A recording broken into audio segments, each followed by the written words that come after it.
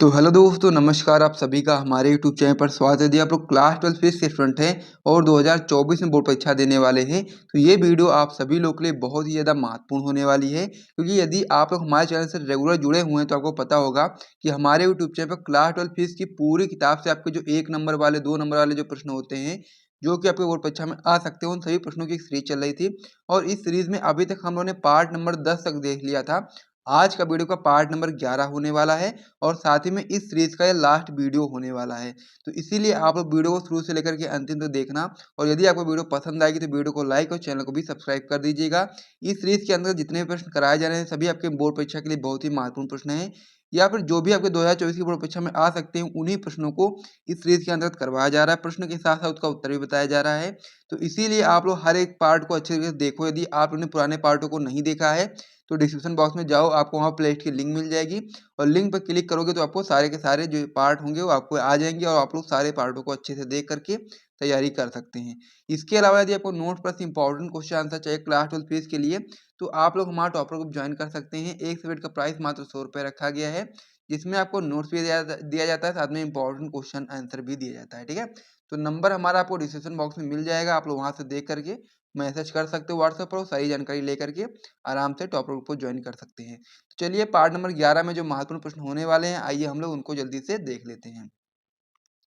तो आज का जो हमारा पहला महत्वपूर्ण प्रश्न होने वाला है वो आपका होने वाला है कि परमाणु में इलेक्ट्रॉन की स्थायी कक्षा किसे कहते हैं तथा उसकी शर्त क्या होती है। इंपॉर्टेंट क्वेश्चन है, दोबारा की बोर्ड परीक्षा में क्वेश्चन आया हुआ है 2012 में 15 में। तो इसका उत्तर आप लोग किस प्रकार से बताएंगे आइए समझ लेते हैं। तो उत्तर में आप लोग बताएंगे कि बोर की परिकल्पनाओं के अनुसार इलेक्ट्रॉन कुछ निश्चित त्रिज्याओं की कक्षाओं में घूमते हुए ऊर्जा का उत्सर्जन नहीं करता है। ये कक्षाएं जो आपकी होती हैं वो स्थायी कक्षाएं कहलाती हैं। बहुत ही सिंपल था, एक बार फिर से मैं रिपीट करता हूँ कि बोर की परिकल्पनाओं के अनुसार इलेक्ट्रॉन जो आपके होते हैं वो कुछ निश्चित त्रिज्याओं की कक्षाओं में घूमते हुए ऊर्जा का उत्सर्जन नहीं करता है। और ये जो कक्षाएं होती हैं उससे हम लोग क्या बोलते हैं, स्थायी कक्षाएं बोलते हैं। यही पहला जो क्वेश्चन में पूछा गया था कि परमाणु में इलेक्ट्रॉन की स्थायी कक्षा किसे कहते हैं, वो आप लोग इसमें बता सकते हैं। आगे आप लोग इसमें बताएंगे कि तथा इसकी आवश्यक शर्त क्या है, उसे भी आप लोग बता सकते हैं कि इन कक्षाओं में परिक्रमण करते समय जो इलेक्ट्रॉन का जो कोणीय संवेग होता है वो h/2 पाई होता है।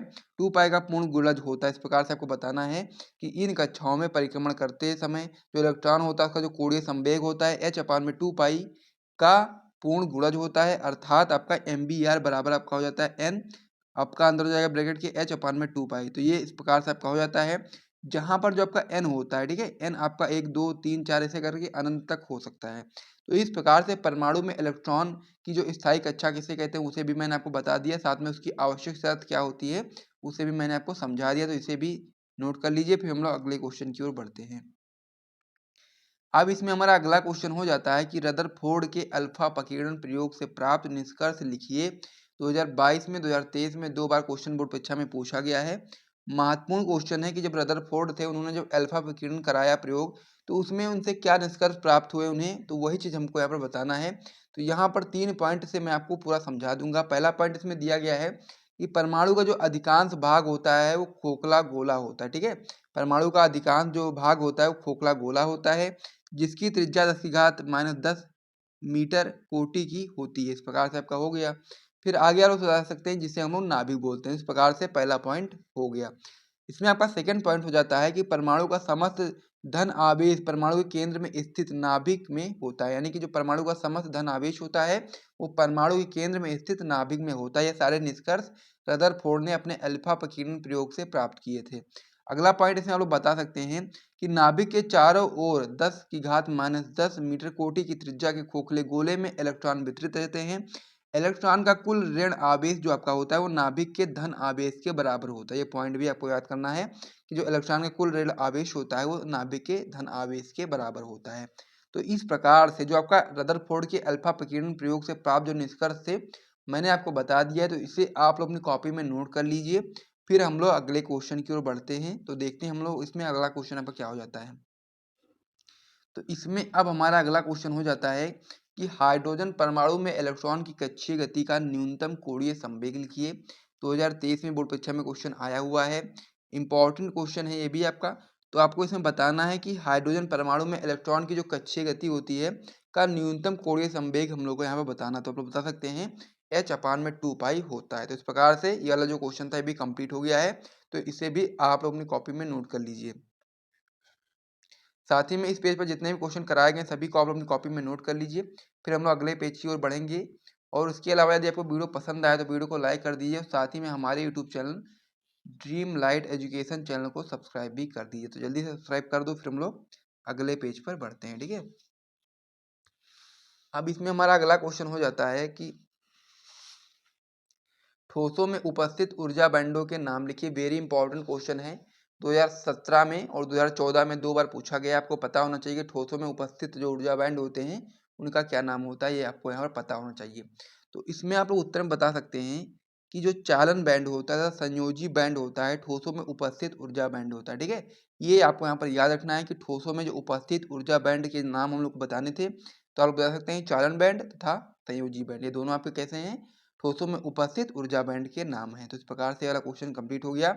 इसे भी आप लोग कॉपी में नोट करो, फिर हम लोग अगले क्वेश्चन की ओर बढ़ते हैं। अब हमारा इसमें अगला क्वेश्चन हो जाता है कि एन टाइप तथा पी टाइप अर्धचालकों में आवेश वाहक कौन कौन होते हैं। ये भी आपका इंपॉर्टेंट क्वेश्चन है, 2013 में 23 में 2 बार पूछा गया है। आपको पता होना चाहिए कि जो आपका एन टाइप होता है तथा पी टाइप होता है, उन अर्धचालकों में जो आवेश वाहक होता है वो कौन होता है। ठीक है, ये आपको यहाँ पर पता होना चाहिए। तो उत्तर में आप लोग बता सकते हैं कि जो आपका एन टाइप होता है, एन टाइप में मुक्त इलेक्ट्रॉन तथा पी टाइप में कोटर आवेश वाहक होता है। यह चीज़ आपको यहाँ पर याद रखना है कि जो हमसे क्वेश्चन में पूछा गया था कि एन टाइप तथा पी टाइप अर्धचालकों में आवेश वाहक कौन कौन होते हैं। तो आप बता सकते हैं कि जो एन टाइप होता है उसमें आवेश वाहक आपका मुक्त इलेक्ट्रॉन होता है, और जो आपका पी टाइप अर्धचालक होता है इसमें आपका आवेश जो आपका होता है कि कह सकते हैं कि जो आपका आवेश वाहक होता है वो आपका कोटर होता है। तो इस प्रकार से दोनों पॉइंट आप समझ गए, तो इसे भी आप लोग अपनी कॉपी में नोट कर लो। फिर हम लोग अगले क्वेश्चन की ओर बढ़ते हैं। अब इसमें हमारा अगला क्वेश्चन हो जाता है कि पी एन संधि डायोड में अवक्षय परत से आप क्या समझते हैं। इंपॉर्टेंट क्वेश्चन ये भी आपका है, 2003 में 11 में 2 बार पूछा गया है, इसीलिए आपको इसको याद करना पड़ेगा। तो पी एन संधि डायोड में अवक्षय परत से आप क्या समझते हैं, यही चीज़ हमको इसमें बतानी है।